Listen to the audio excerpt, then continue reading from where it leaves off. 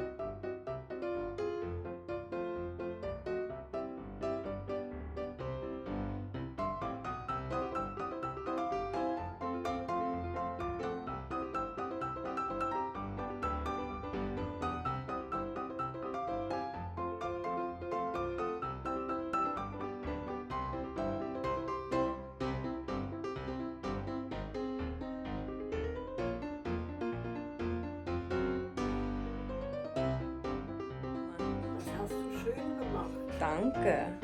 She said I made it very nice. She keeps saying it looks like a completely different house.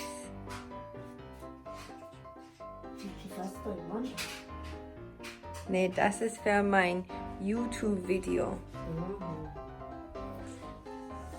So over here we had a little bit of trouble, but it's not too bad.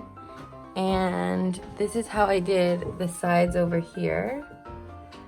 This we kind of left because it was just too much and it was gonna look really bad if we cut it.